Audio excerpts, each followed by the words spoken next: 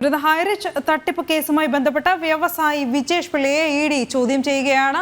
ഹൈറിച്ച് ഉടമകളുമായി നടത്തിയ OTT platform സാമ്പത്തിക ഇടപാടിലാണ് നടപടി. OTT പ്ലാറ്റ്ഫോം വിൽപ്പനയിലൂടെ ഹൈറിച്ചിൽ നിന്ന് വിജേഷ് 4.5 കോടി കൈപ്പറ്റിയിരുന്നു. സ്വർണ്ണക്കടത്ത് കേസിൽ മുഖ്യമന്ത്രിക്കെതിരായ പരാതികൾ ഒതുക്കാൻ വിജേഷ് പിള്ള ഇടനിലക്കാരനായി എത്തിയെന്ന് സ്വപ്ന സുരേഷ് നേരത്തെ പരാതിപ്പെട്ടിരുന്നു.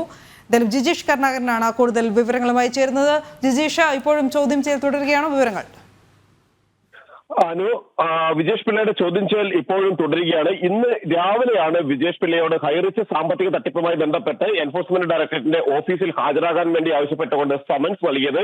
എന്നാൽ ഇന്ന് രാവിലെ വിജേഷ് പിള്ള ഹാജരായില്ല. പകരം താൻ കേരളത്തിന് പുറത്താണ്, ചില തിരക്കുകളിലാണ് ഉള്ളത് എന്ന കാര്യം പറഞ്ഞുകൊണ്ട് ചോദ്യം ചെയ്യലിൽ നിന്ന് ഒഴിഞ്ഞു മാറാനായിരുന്നു വിജേഷ് പിള്ള ശ്രമിച്ചത്. എന്നാൽ ടവർ ലൊക്കേഷൻ കേന്ദ്രീകരിച്ച് എൻഫോഴ്സ്മെന്റ് ഡയറക്ടറേറ്റ് നടത്തിയ അന്വേഷണത്തിൽ വിജേഷ് പിള്ള കൊച്ചിയിൽ തന്നെയുണ്ട് എന്നും കാക്കനാട് തങ്ങുന്നതായുള്ള വിവരം ലഭിച്ചു. തുടർന്ന് ഉദ്യോഗസ്ഥർ കാക്കനാട് ഭാഗത്തെത്തി. തുടർന്നാണ് വിജേഷ് പിള്ള ചോദ്യം ചെയ്യലിന് എത്താമെന്ന് സമ്മതിച്ചത്. കർശനമായ നടപടികളിലേക്ക് കടക്കുമെന്ന ഘട്ടത്തിലും തന്ത്രപരമായ ഇഡിയുടെ നീക്കങ്ങളിലുമാണ് വിജേഷ് പിള്ള ചോദ്യം ചെയ്യലിന് ഹാജരായിട്ടുള്ളത്. OTT പ്ലാറ്റ്ഫോം വാഗ്ദാനം ചെയ്തുകൊണ്ട് ഹൈറിച്ചിൽ നിന്നും 4.5 കോടി രൂപ വാങ്ങിയിരുന്നു. ഹൈറിച്ച് തട്ടിപ്പിലൂടെ സമ്പാദിച്ചതിൽ 4.5 കോടി രൂപ കൈമാറിയിട്ടുള്ളത് വിജേഷ് പിള്ളയ്ക്കാണ്. നേരത്തെ സ്വപ്ന സുരേഷുമായി ബന്ധപ്പെട്ട വിവാദങ്ങളിലും ഉൾപ്പെട്ട ആളാണ് യുവ വ്യവസായിയായ വിജേഷ് പിള്ള. കാരണം മുഖ്യമന്ത്രി ഉൾപ്പെട്ട സ്വർണ്ണക്കടത്ത് കേസ് ഒതുക്കി തീർക്കുന്നതിന് വേണ്ടി ഇടനിലക്കാരനായി എത്തിയത് വിജേഷ് പിള്ളയാണ് എന്ന ആരോപണം സ്വപ്ന സുരേഷ് ഉന്നയിച്ചിരുന്നു. തുടർന്ന് വിജേഷ് പിള്ളയുടെ സ്ഥാപനങ്ങളിൽ അടക്കം ഇതുമായി ബന്ധപ്പെട്ട എൻഫോഴ്സ്മെന്റ് ഡയറക്ടറേറ്റിന്റെ പരിശോധനകളുമെല്ലാം നടക്കുകയും ചെയ്തിരുന്നു. ഇതേ വിജേഷ് പിള്ള തന്നെയാണ് ഇപ്പോൾ ഹൈറിച്ച് സാമ്പത്തിക തട്ടിപ്പ് കേസുമായി ബന്ധപ്പെട്ടും വിവാദത്തിലായിരിക്കുന്നതും ബന്ധങ്ങൾ അന്വേഷണ സംഘം കണ്ടെത്തുകയും ചെയ്തിരിക്കുന്നത്. ഈ OTT പ്ലാറ്റ്ഫോം 4.5 കോടി രൂപയ്ക്ക് കൈമാറിയതുമായി ബന്ധപ്പെട്ടും ഇതുമായി ബന്ധപ്പെട്ട മറ്റ് സാമ്പത്തിക ഇടപാടുകളുമാണ് എൻഫോഴ്സ്മെന്റ് ഡയറക്ടറേറ്റ് പ്രധാനമായും അന്വേഷിക്കുന്നത്. ഇതിന്റെ ഭാഗമായിട്ടാണ് വിജേഷ് പിള്ളയോട് ഇന്ന് ചോദ്യം ചെയ്യലിന് ഹാജരാകാൻ ആവശ്യപ്പെട്ടതും രാവിലെ ഹാജരാകാതിരിക്കുന്നതും. പിന്നീട് ഉച്ചയ്ക്ക് ശേഷം ആണ് വിജേഷ് പിള്ള ഇത്തരത്തിൽ ഇഡിയുടെ നീക്കങ്ങളിലൂടെ ഹാജരായത്. ഇപ്പോഴും ചോദ്യം ചെയ്യൽ തുടരുകയാണ്.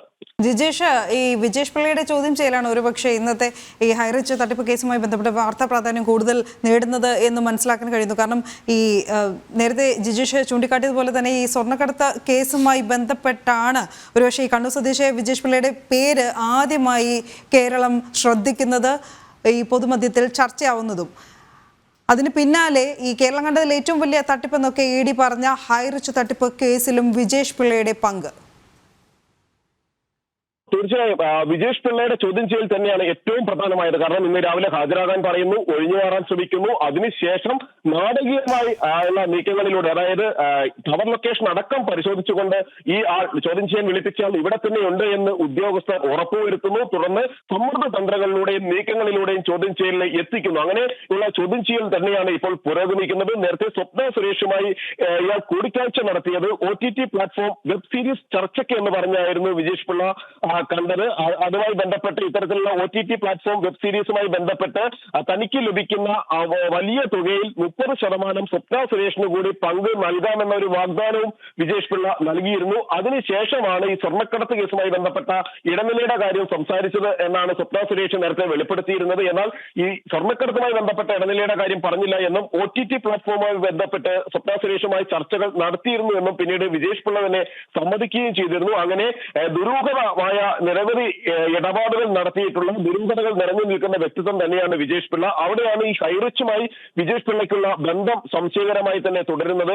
ഈ വിജേഷ് പിള്ളയും ഹൈറിച്ച് സാമ്പത്തിക തട്ടിപ്പ് കേസിൽ ഉൾപ്പെട്ടിട്ടുള്ള പ്രതികൾ എൻഫോഴ്സ്മെന്റ് ഡയറക്ടറേറ്റ് 2 ഘട്ടങ്ങളിലായി ചോദ്യം ചെയ്തിരിക്കുന്നു. ഇന്നലെ ഇന്നും ചോദ്യം ചെയ്തിട്ടുള്ള പ്രതാപനും ഒപ്പം തന്നെ ശ്രീനിക്കും എന്ത് തരത്തിലുള്ള സാമ്പത്തിക ഇടപാടുകളാണ് നടത്തിയിരിക്കുന്നത്, മറ്റു സാമ്പത്തിക ഇടപാടുകളോ വിനിമയങ്ങളോ നടത്തിയോ എന്നതടക്കമുള്ള കാര്യങ്ങൾ പരിശോധിക്കുന്നുണ്ട്. നിലവിൽ OTT പ്ലാറ്റ്ഫോമുമായി ബന്ധപ്പെട്ട് അത്തരത്തിലുള്ള OTT പ്ലാറ്റ്ഫോം വാഗ്ദാനം ചെയ്തുകൊണ്ട് 4.5 കോടി രൂപ കൈപ്പറ്റി എന്നും എന്നാൽ അതിലും കൃത്രിമത്വം നടന്നു എന്നുമാണ് എൻഫോഴ്സ്മെന്റ് ഡയറക്ടറേറ്റിന് ലഭിച്ചിരിക്കുന്ന വിവരങ്ങൾ. അതായത് സബ്സ്ക്രൈബേഴ്സിന്റെ എണ്ണം പെരുപ്പിച്ചു കാണിച്ചുകൊണ്ടുള്ള തട്ടിപ്പായിരുന്നു വിജേഷ് പിള്ള നടത്തിയിരുന്നത്. അതിന് കൂട്ടം നിൽക്കുകയായിരുന്നു ഈ പ്രതികൾ എന്ന ആരോപണവും ഉയരുന്നുണ്ട്.